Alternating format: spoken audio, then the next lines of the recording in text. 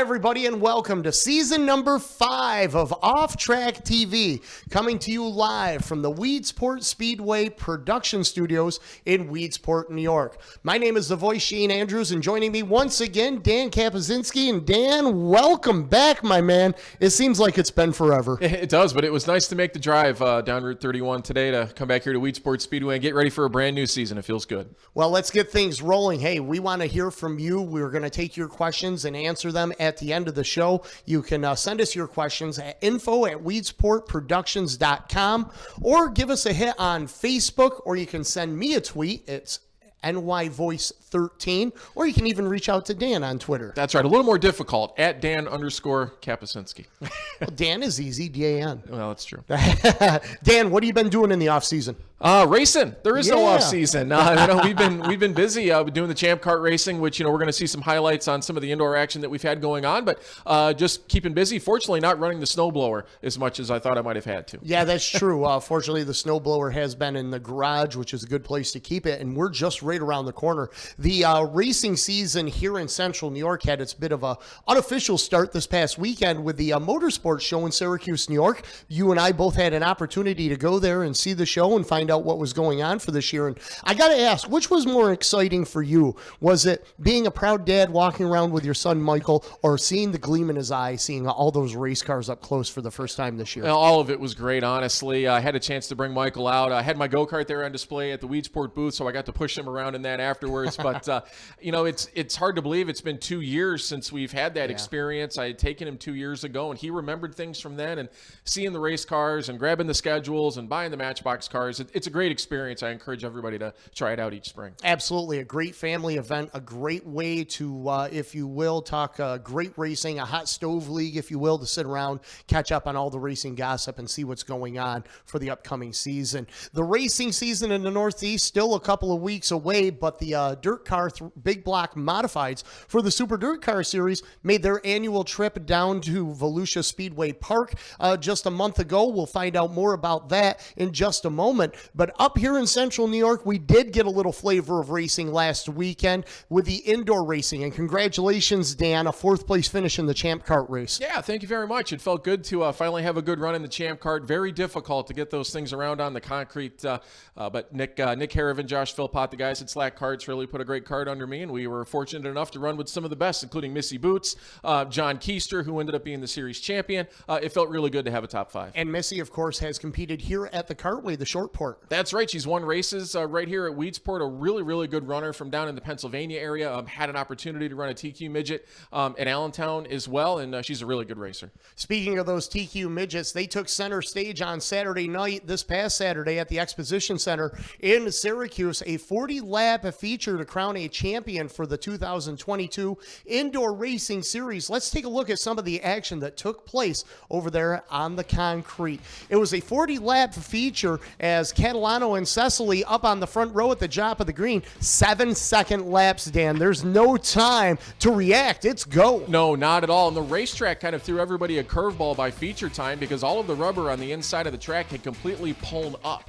So usually you want to be right around on the inside on those yellow tires, but the rubbered lane was on the outside. One of the favorites coming into the event, Andy Jankowiak, he's in the green and black car on top of the number 46. Let's take a look here. When I say no time to react, stuff happens quick here, and Jankowiak jumps the front end of the 46 and ends up nose into the wall. He's able to return. Yeah, anything that happens on the concrete is certainly a chain reaction situation. Eric Rudolph in the number 22 leading. Briggs Danner in the 48 gets in him. He goes around sending off a skirmish behind him. They get everybody lined back up. We refire, and this time we're going to have, with 3 laps to go, Ryan Bartlett in the 93, Andy Jankowiak in the 57. Oh, man, hard racing right there. Ryan Bartlett's been running so good in that TQ lately. Andy J got a great run on the outside. Miraculously, after ending up on the Jersey barrier, the car lands on all 4 wheels, and he keeps going. This was the battle for the lead with 2 laps remaining. Ryan Bartlett, successful in big block modified racing in Central New York. He will lead the field with Scott Kruder and Anthony Cecily giving chase. And on this night, the driver out of Watertown, New York, picks up his first indoor TQ win. You know, it was great to see. It's always awesome to see a first-time winner in any division, but the Bartletts have been following this circuit for several years now, had not really had all that great a success, but they put it all together, and Ryan has only gotten better and better each time he's run that car. Ryan Bartlett, his first indoor win, his first, been trying since 1998. For the longest time. Yeah. And I'll tell you, it's they've gone through a couple of different race cars. They ended up in a Lafleur chassis here in the last year and a half, 2 years. They've really hit their stride, and Ryan has become really a very good indoor racer. So we go from the indoor back to the outdoors. The Big Block Modified Super Dirt Car Series made their annual pilgrimage down to Volusia Speedway Park in the month of February for 5 big nights of racing. Let's take a trip down to the Sunshine State. Night number 1, the Batman, Peter Britton in the number 21A and Stuart Friesen in the 44. They bring the field down to Dave Farney's green flag. Track a little bit rough as they just resurfaced it. That's right, but I'll tell you what, Volusia did a great job over the course of the 2 weeks of this program to get the racetrack in a racy condition. You can see it right here up front as Stuart Friesen and Peter Britton did battle through the duration of this main event. And this is how it was, back and forth. You could literally throw a blanket over them as the 44 Friesen and the 21A of Peter Britton. Slide jobs were on the menu as the Batman takes the lead, but Friesen, he's going to come right back after him. And I'll tell you what a vote of confidence for Peter Britton, though, here in this first race of the week to come out, run door-to-door with Stuart Friesen, who's had so much success here at Volusia through the years. And this was just an amazing battle, especially once they got into lap traffic. As they are in traffic with 3 laps remaining, the Batman leading the way right here, hits a rut, pulls a wheelie, has to get things resettled underneath him, and this allows Friesen to close back in on the 21A. And that's really just a tough luck situation. You know, Peter could hit that spot 2 or 3 other times and the car wouldn't react the same way, but it just so happened that that time it threw his rhythm off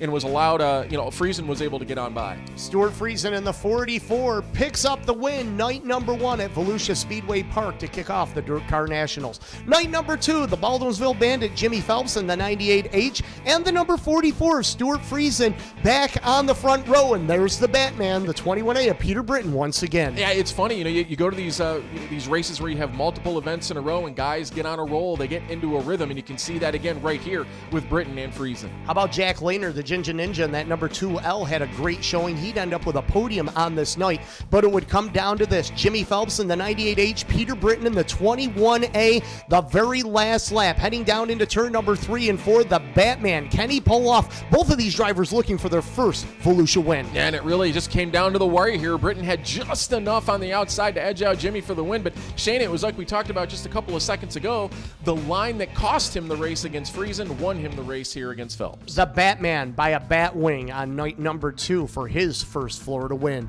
Night number 3, Stuart Friesen again up on the front row. Luck of the draw, you win your heat race, you go to the draw and you pick a good number, and he did it 3 nights in a row. Matt Williamson in the 88, Rick Laubach in that number 1 right behind him. And this one would be a battle of the 44 and the 88 car for the rest of the evening. That's right. You can see the racetrack just getting that much better, smooth this time pretty much all the way across the board, and these drivers able to use every inch of this Volusia Speedway Park. Both of these drivers have won in the past. Now bring it into the equation. Mad Max McLaughlin and that crazy 8H back with the HBR Racing Team for 2022. That's right. And Max, of course, has had great runs here at Volusia through the years. Got his first quote-unquote Super Dirt Series win right here at Volusia Speedway Park, and he's throwing his hat into the ring trying to get around that 88. He will do so. He'll clear the Friesen 44, and now he's setting sights on the race leader, the 88 of Matt Williamson. But Williamson a little bit better rolling through the middle of the speedway as Money Matt Williamson out of St. Catharines, Ontario, Canada would go on to collect the win for night number 3. 3 different winners in 3 nights. Not a bad thing to see. Night number 4, Mad Max in the 8 car on the outside of the front row. Double D, Demetrius Drelos in that number 111. He grabbed the pole position from the redraw, and these two would set sail out in front, battling for that number 1 spot. Well, it was the same thing we had seen the last couple of nights. Once one driver would kind of get a bit of a momentum, it would carry into the next night, and that's what we're seeing here with McLaughlin. He'd moved up front last night, now in position to battle for a win here in night number 4. Great shot right here as Jimmy Phelps in the 98H looking for position number 2 under the Drelos number 111 to give the HBR team a 1-2 run at this point. But Max McLaughlin, he was a little too much to handle here on night number 4, took that 8H all the way to victory lane here for his second career win at Volusia Speedway Park. Night number 5, the final night of the DIRTcar Nationals for the Super Dirt Car Series Big Block Modifieds. Championship implications on the line. Jimmy Phelps draws the pole in the number 98H, and the Bandit has the Super Matt Shepard 9S and the Adam Pearson number 215 chasing after That's him. right, and track position would be key in this one. Jimmy was able to find the inside of the racetrack right off the bat from the green flag, and you can see that rubbered strip on the bottom. Tire wear was going to become an issue. And you can see Peter Britton, a right rear flat on his number 21A, taking him out of contention. Jimmy Phelps would pedal his way to his first Volusia Speedway win, and he would collect that elusive gator for the DIRTcar Nationals championship. That's right, something Jimmy's been chasing for a lot of years, finally to pull it down here in 2022. So we saw 5 nights of racing. We saw Peter Britton. We saw Stuart Friesen, Matt Williamson, Max McLaughlin, and Jimmy Phelps. 5 nights, 5 different winners. Well, like I said, parity's not a bad thing. We're seeing that in motorsports across the board right now, and the Super Dirt Series certainly seems to have it as we head into the spring. We are just getting things started here on Off Track TV. Joining us in studio next, the man who hoisted that gator in Florida, the champion of the DIRTcar Nationals, Jimmy Phelps, joins us in studio when we return.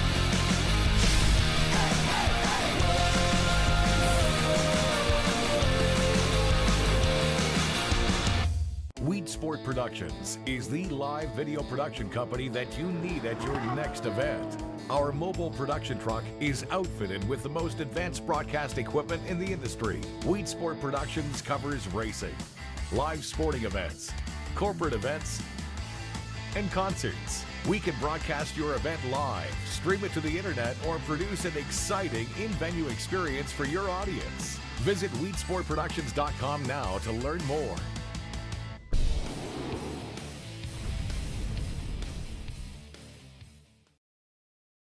Welcome back to Off Track TV. Joining us in studio, the 2022 DIRTcar Nationals champion, driver of the HBR Racing 98H, Jimmy Phelps, the Baldwinsville Bandit.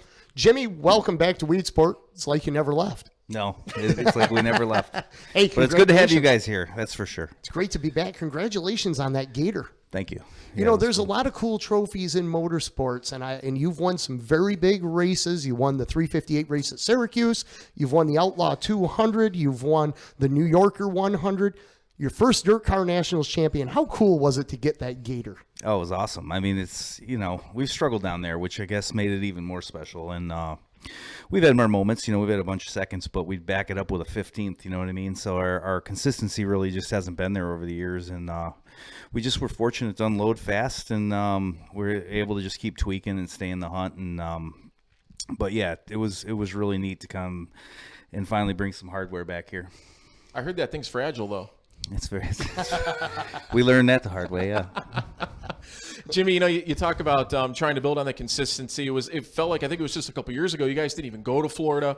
Went down last year, didn't do as well as you would have liked to have done. So it's got to feel good to go and put a full week together at that racetrack. And I think that's what was most important to us as a race team, was to be able to go there and not just kind of have a night or two where we hit it well in qualifying and, got some track position. I mean, every night we were in the hunt. Every night we were, up in the front of the time charts in our groups, and that allowed us to get into the redraw. And that's, that's what you need to do to run well down there. There's only a handful of guys that are going to get in that redraw compared to a dozen on a normal night, and there's a lot less laps to get to the front. So qualifying's big, and the car was fast enough to get us up front every night. And then we were able to make some good adjustments, and the car was real versatile from hot laps right on through the feature. We didn't have to make a ton of huge changes, and that was awesome.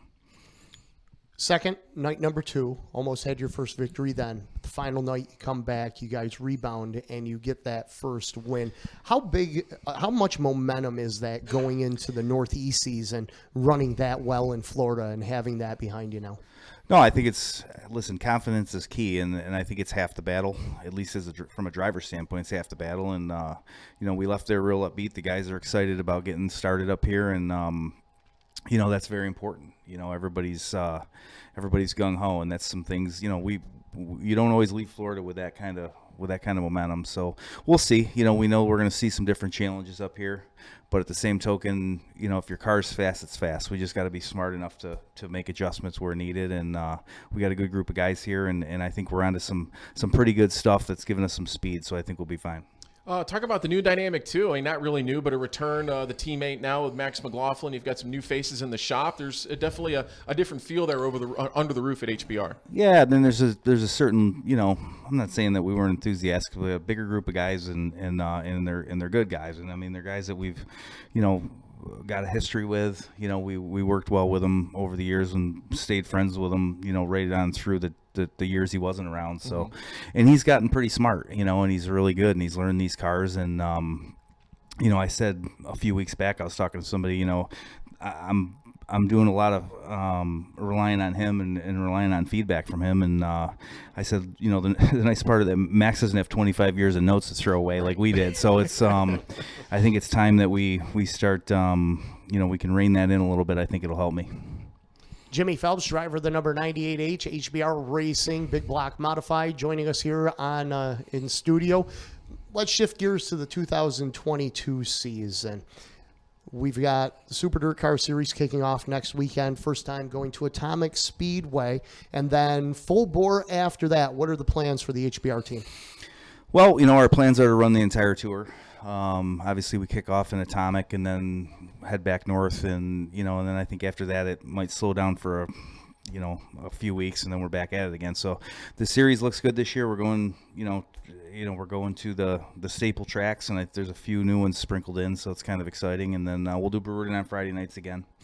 And then after that, we'll just do what fits. There's some shows, some specials that make sense, to us that we're looking to do that we got circled. Obviously at the end of the year we got the Fulton 200 for sure, probably penciled in, and we're just going to kind of take it as it comes and focus on the tour, focus on Brewerton, and whatever else makes sense, we're going to try to do it. I was going to say, you've made some other trips down south this year that you haven't made in the past. It seems like you're opening that schedule up a little bit more to try to learn really as much as possible. Well, there's no denying that, there's some pretty good money at some of those non-dirt series shows, so it got to the point where we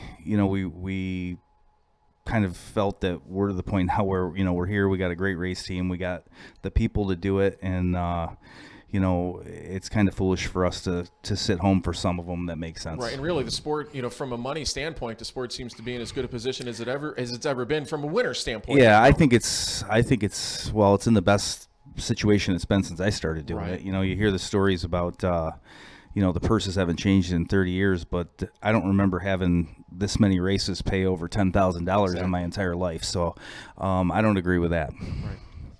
Well, this season, your schedule is changing a little bit more. I know you plan on doing a little bit more racing as your responsibilities here at Weedsport have changed. A major announcement made this week. Yeah, we made a deal on hired Joe Scott-Nicky as a new promoter / general manager of the Speedway. I'm not going anywhere. We're still here. I'm not sure. It's going to take some time to transition and get everybody working together and get the ball rolling on that. So, for a few months at least, I think until at least we open, I'll still be super busy. But, the goal was to kind of get somebody overseeing things so that when we're here, when we're racing, or we have to be somewhere else racing, or we have to be somewhere else doing something else, the show goes on, and it goes on better, bigger and better, and it's something we can build, down the road. We can build, the future of the Speedway, and it's exciting, and it's all positive. Yeah, fans probably don't understand. I always thought it would be cool to essentially follow you on an evening at Weedsport when you're racing and promoting at the same time, because there's so much that goes on from top to bottom.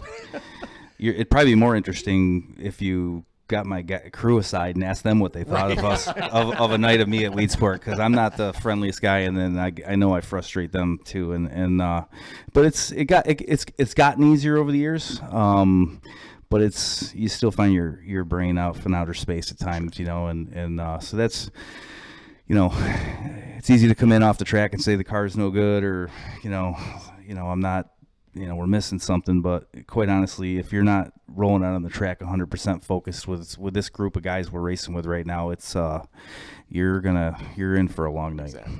And this is one of the toughest groups on the Super Dirt Car Series, if you look over the last 3 to 4 years that we have had for regular series travelers. Yeah, I agree, and I think there's a big part of that's the coilovers. It was a real big equalizer, and it brought the youth to the front some.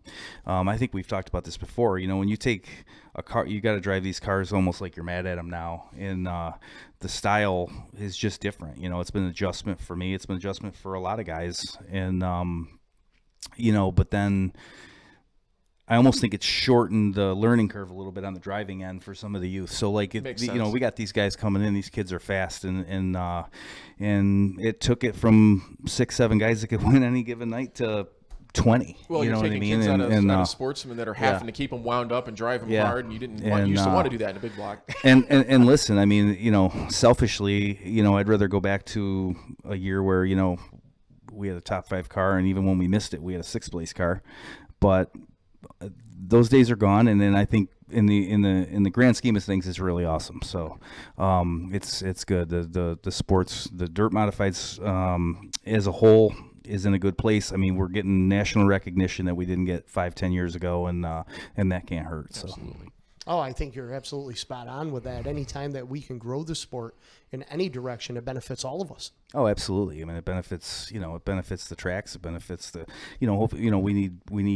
we need sponsors. We need good car owners. We need drivers to look at this as a good opportunity to come in and maybe not necessarily make a living, but I think if you look at the different divisions of racing, dirt modifieds is something that, while it's very expensive to get into, the cost per lap's probably not as crazy as some of the asphalt racing and some of the different kinds of racing. So you look around the Central New York, you got 300 sportsmen. So there's some future here that's good.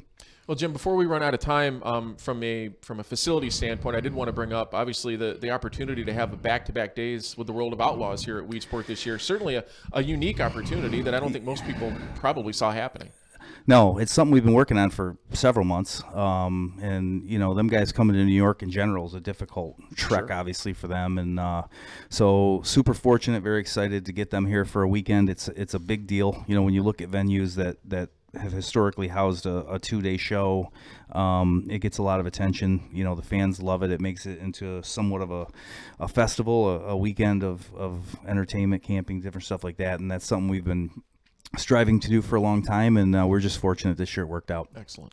Looking forward to it. And, of course, full schedule, weedsportspeedway.com for everything that's going to be happening here at the track. Before we let you go, what did you name the Gator?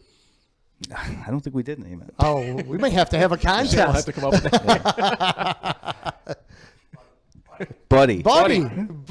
All right. Yeah, we wanted to bring the Gator tonight, but I believe it's down with Mr. Hankey, correct? It is. Yes. Yeah, it finally made it to Connecticut, so that was cool. Well, Jim, congratulations on your championship down there in Florida. Thanks for everything you do here at the Weedsport Speedway. Dan and I are heavily involved. We appreciate the opportunity to work with you again and with everybody, and best of luck out on the tour this year. Thank you. Appreciate that, and likewise, we couldn't do this without you guys. When we return, Dan and I are going to try and solve or maybe even create some of the world's problems here from the studio as we take your questions when we return here on Off Track TV.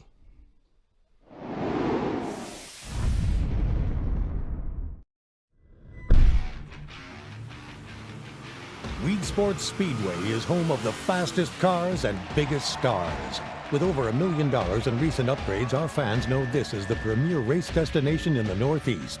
The fan experience is at the forefront of everything we do. LED light shows, luxury suites, premium stadium seating, and a 27-foot HD video display to engage and entertain fans. And by the way, our fans? Yeah, our fans kick ass. They are committed and loyal. They bring their families to races. They consistently engage with us over social media, on our website, and tune into our incredible productions airing on national TV and streaming online. This year features an exciting season of events. It's a blast to go fast. Want to talk to a growing audience and next-generation fans? Customized sponsorship opportunities make it super easy. We have event sponsorships, product sponsorships, digital billboards, web, social, digital ads, race day displays and signage, booths and promotions. Video opportunities both in venue, on national TV, and streaming online.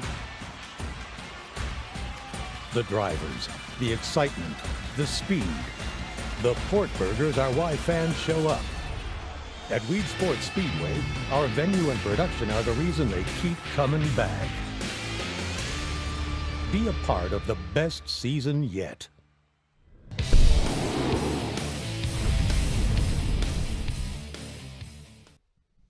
Welcome back to our season opening show of Off Track TV for 2022. Shane Andrews, Danny Kay, along with you here this evening. Well, Dan, you know, we've got to touch base about some of the things happening at the Weedsport Speedway this year. Some big shows coming up. Super Dirt Car Series going to be here 4 times in 2022. That's right. A lot of the key weekends. Memorial Day weekend, obviously, with the Heroes Remembered 100, back for the Hall of Fame 100 in the middle of the summer, and then, of course, that big Cavalcade Cup weekend that I feel like we've been trying to get this weekend in for a couple of years and haven't been able to do it because of weather and this and that, and we're finally going to get to see it. So anytime the Super Dirt Car Series comes to town, it's always an exciting show here at Weedsport. As we mentioned in our previous segment with Jimmy Phelps, 2-day World of Outlaws NOS Energy Drink Sprint Car Show. That's going to be fantastic. We've got modifieds both nights paired with the Winged Warriors. That's going to be a great weekend. And, of course, coming up in July, the return of the American Flat Track Motorcycle Racing. Yeah, and I always try to tell people, if you have never come to Weedsport for the AFT show, let me tell you, you're definitely missing out on a unique experience. Packed grandstands, pit party on Friday night. It's something to mark on the calendar for sure. And if you think race car drivers have the brawn to do what they do, you need to see this really firsthand. I have a new respect for motorcycle racers. Absolutely. You wouldn't catch me doing it. No. You need a cage around you, right? Exactly. Well, except when you're in that champ cart. Well, the champ cart has the cage. I won't good do point. any of the concrete stuff anymore if it does not have a cage on it. Well, we talked about the big track, but how about the short port? The Weedsport Speedway Cartway is going to be firing up again. An ambitious schedule for 2022? Yeah, we've got 9 events that we're planning on doing. We're going to be starting here in just over a month. It's actually going to be the first big event of the year happening here at Weedsport, April 23rd, 24th.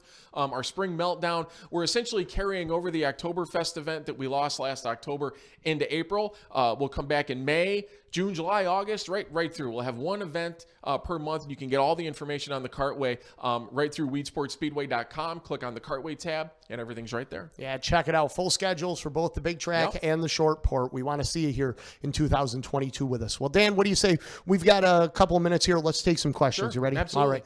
B. Wilder 42 wants to know who will win at Atomic.